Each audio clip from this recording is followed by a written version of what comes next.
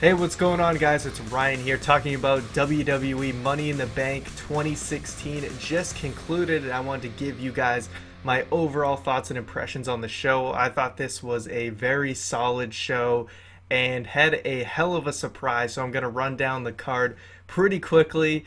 One thing I wanted to say about the show is it ran almost a half an hour overtime. We had heard reports that this was going to be a thing that they were doing now, where they would, go a little bit over because of the network. They even allotted for pay-per-view providers that was the thing that they were going to be doing. It is asking a little much. I mean, a lot of people have work or school or whatever the next day, and to go beyond the 3 hours allotted, I think is a little much. I think you can do everything you need to do in those 3 hours. And WWE has just lately been expanding, and I think it's too much.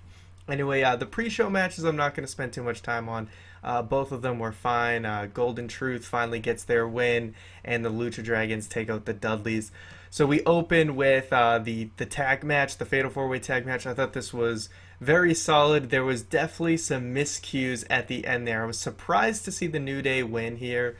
And yeah, it kind of looked bad at the end there, where Gallows was just waiting what seemed like an eternity before Cass got in there for the cue. So that kind of messed things up a bit. Also, it really looked like there was a 3 count earlier in the match. There was probably some botch there with the ref, but other than that, good match.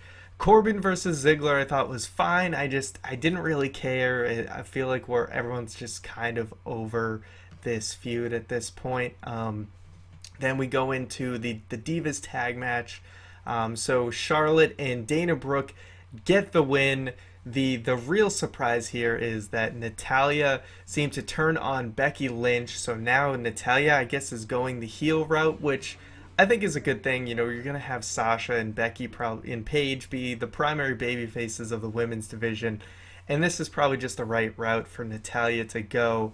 I hope she doesn't necessarily so quickly align with Charlotte and Dana, as Natalya was just feuding with them, so it wouldn't really make a whole ton of sense if she's just already aligning herself with them.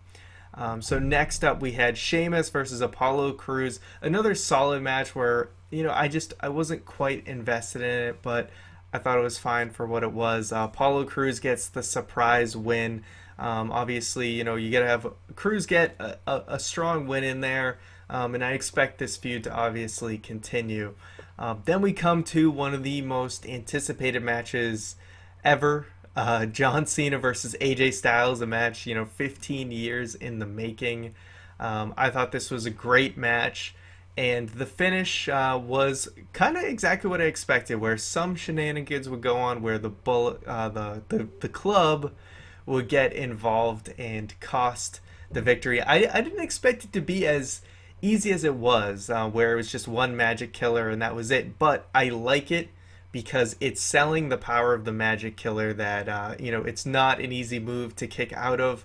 And now there's implications. Does AJ really know what happened? Because he was kind of out of it.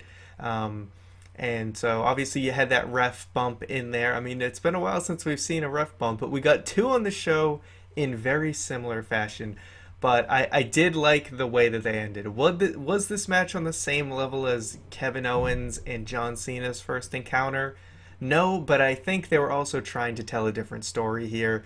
And I liked that it wasn't just high spot after high spot.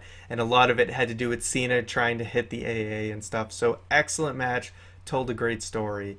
Next up we had the Money in the Bank ladder match, which I thought it was spectacular. A lot of craziness going on, a lot of painful moves. Cesaro swinging people into ladders, Michinoku driver onto a ladder with Kevin Owens. I think they got a little overzealous with the ladders, though, towards the end, where there was a lot of setup going on, and they didn't really do too much with those ladders that they kind of put on the corners and stacked on the ladder in the middle. It seemed very elaborate for really not a whole lot going on. Sure, there was a power bomb on one of them, and then Owens got pushed at the end.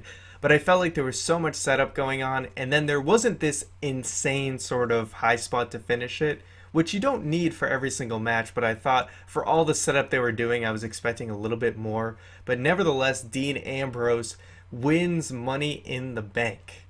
Next up, we had Rusev versus Titus O'Neil, very much kind of the kind of cool down match before the big main event, and it was what it was. Poor Titus gets beaten up in front of his kids on Father's Day and loses, but it was a great way to get heat for Rusev.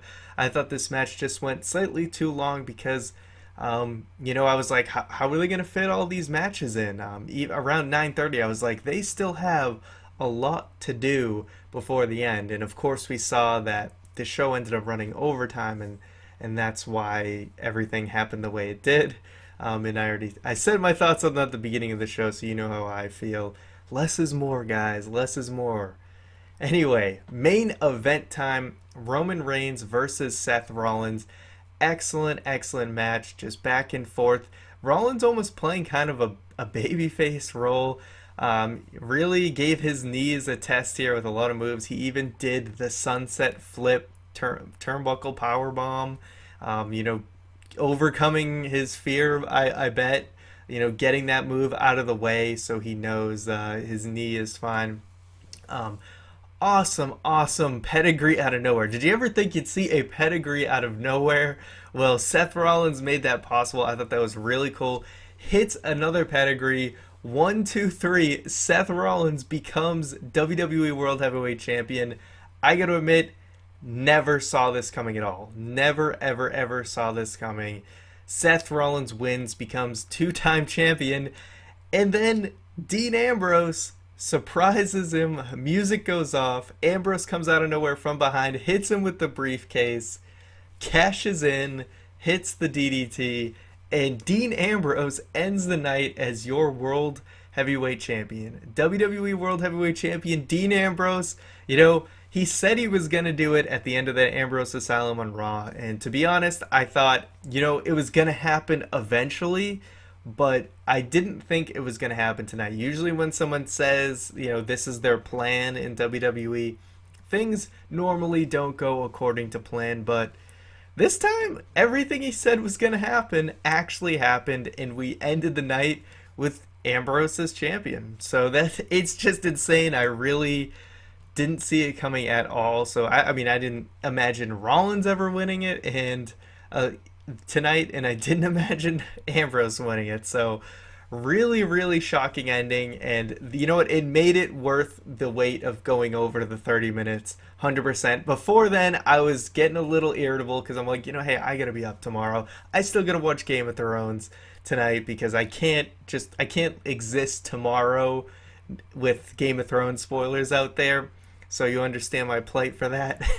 So the fact that they went over, I was getting a little mad, even though it was a great match. And then, hey, they made it worth it because there was a hell of a surprise at the end. Dean Ambrose ends the night as champion. So you guys make sure to let me know your thoughts in the comments below. What was your favorite match? Did you see this finishing happen at all? Let me know what you thought of Money in the Bank 2016 in the comments below. Also, be sure to check out some of our other videos, including our WWE 2016 draft. Juan and Keith drafted for their respective brands in our simulated mock draft of what we would do for the upcoming brand split. So make sure to check that video out as well. And you can also check out the new Byte That t-shirt by clicking the link in the description. So thank you guys for watching, and I'll see you guys next time.